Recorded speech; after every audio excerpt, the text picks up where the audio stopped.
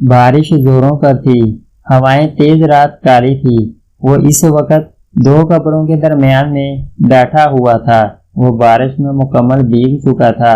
رونے کی وجہ سے آنکھیں سوجی ہوئی تھی، لیکن آنسو آنکھوں سے پھر بھی جاری تھے۔ کیوں آخر کیوں چلے گئے آپ دونوں مجھے چھوڑ کر؟ ہاں، آپ لوگ اچھے سے جانتے تھے آپ لوگوں کے علاوہ میرا کوئی نہیں ہے، میں کیسے زندہ رہوں گا؟ بابا، آپ بھی چلے گئے اور تم نے تو زندگی بھر ساتھ نبھانے کا وعدہ کیا تھا، کیوں مجھے ویران کر کے چلے گئے آپ لوگ؟ وہ اپنے ہاتھوں سے اپنے بالوں کو نوچتے ہوئے چیخ رہا تھا، لیکن اس کے اپنے جو سننے والے تھے اب خاموش قبروں میں سوئے ہوئے تھے۔ وہ اس وقت ایک مریض کا چیک اپ کر کے واپس آ رہا تھا، تبھی اس کے فون پر کسی کی کال آنے لگی۔ موبائل نکال کر دیکھا تو سکرین پر علی کا نمبر جگمگا رہا تھا۔ السلام علیکم، آخر یاد آ گیا تجھے کہ تیرا ایک عدد دوست بھی ہے؟ شاہ نے شکایت کرتے ہوئے کہا۔ ارے اب تو بھی شکایت کرے گا بھائی سے؟ تجھے تو پتہ ہی ہے سب، علی نے افسوس سے کہا۔ ہاں پتہ ہے بھائی میرے، اب بتا کب آ رہا ہے آنٹی کو لے کر واپس؟ شاہ اچھا دوست تھا علی کا، تبھی سمجھتے ہوئے کہا بس کل رات کو ہی واپس آیا ہوں امی کو لے کر کراچی۔ اللہ کا شکر ہے جرمن میں اچھا علاج ہو گیا۔ علی نے شکر ادا کرتے ہوئے کہا تو کل رات میں آیا اور ابھی بتا رہا ہے مجھے، اور ملا بھی نہیں تو؟ شاہ نے ناراضگی سے کہا۔ ارے بھائی میرا حوصلہ، تبھی تو فون کیا ہے، چل ملتے ہیں، 3 سال ہو گئے تجھے دیکھے۔ ہاں چل بس میں بھی فری ہو گیا، تو ایک کام کر ہسپتال ہی آ جا۔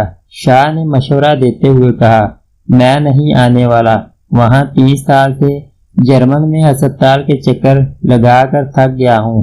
علی نے ایک ہی سانس میں سب بول دیا۔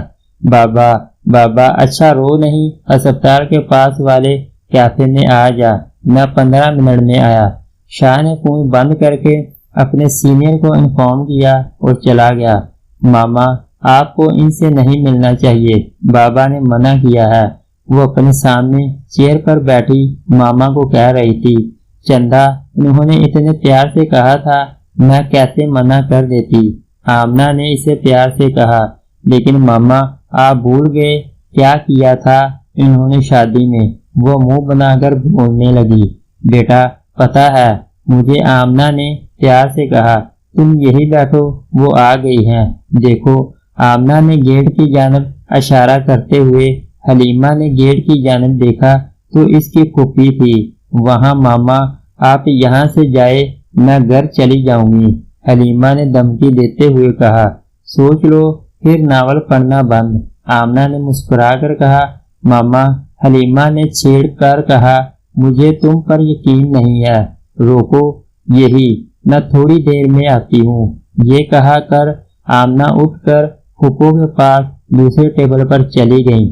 اب حلیمہ کو فکر لاحق ہونے لگی کہ کیا باتیں بتائی ہوں گی، اس لیے چپ چاپ اٹھ کر آمنہ کے پیچھے ٹیبل پر موجود لڑکے کے سامنے چیئر پر بیٹھ گئی۔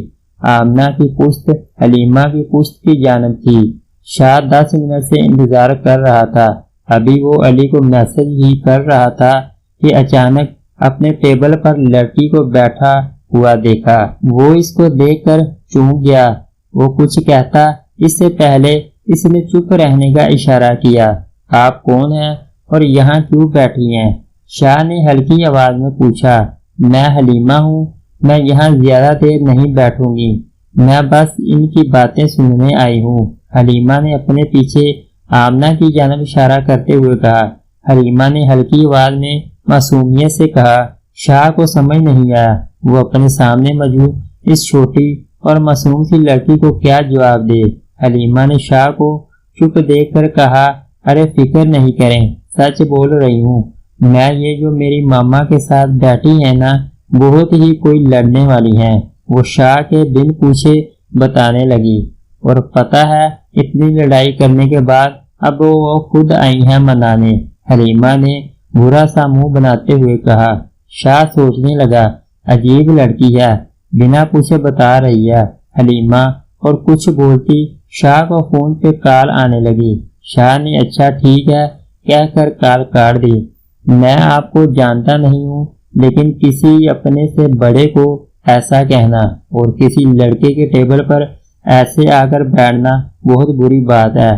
شاہ نے کہہ کر روکا نہیں اور باہر کی جانب چل دیا۔ عجیب انسان ہے، حلیمہ نے دل میں کہا اور اپنے کان آمنہ کی باتوں کی جانب لگا لیے۔ دروازے پر دستک ہوئی تو چھوٹی دوڑتے ہوئے گیٹ کی جانب گئی۔ اسے پتا تھا اس کے بابا آئے ہوں گے۔ السلام علیکم بابا۔ گیٹ کھولتے ہی وہ اپنے بابا کے گلے لگ گئی۔ میری جان سوئی نہیں؟ علیم نے بیٹی کو پیار کرتے ہوئے کہا۔ آپ کا انتظار کر رہی تھی، چھوٹی نے معصومیت سے کہا۔ آگے آپ نسرین نے میاں کو دیکھ کر کہا، چھوٹی جاؤ عائشہ کو بولو بابا کے لیے روٹی بنائے۔ چھوٹی عائشہ کو بولنے اندر چلی گئی۔ کیا ہوا؟ کچھ حل نکلا؟ نسرین نے علیم کے چہرے پر پریشانی کو دیکھتے ہوئے کہا، بس بیگم صدیقی کے پاس آ رہا ہوں، دیکھو کیا ہوتا ہے۔ علیم صاحب نے کہا، اگر کچھ نہ ہوا تو کیا ہم یہ گھر انہیں دے دیں گے؟ کیا؟ نسرین نے میاں کو دیکھتے ہوئے کہا، ہرگز نہیں، میرے زندہ رہتے ہوئے میں ایسا کبھی نہیں ہونے دوں گا۔ کھانا لے کر آ گئی۔ تھوڑی دیر گزری تھی کہ عائشہ اور چھوٹی اچانک دروازے پہ دستک ہوئی۔ ابھی کون آ گیا؟ علیم کہتے ہوئے اٹھے اور جیسے ہی دروازہ کھولا ایک بے رحم گولی آ کر ان کے سر پر لگی۔ تینوں کی چیخیں نکلی۔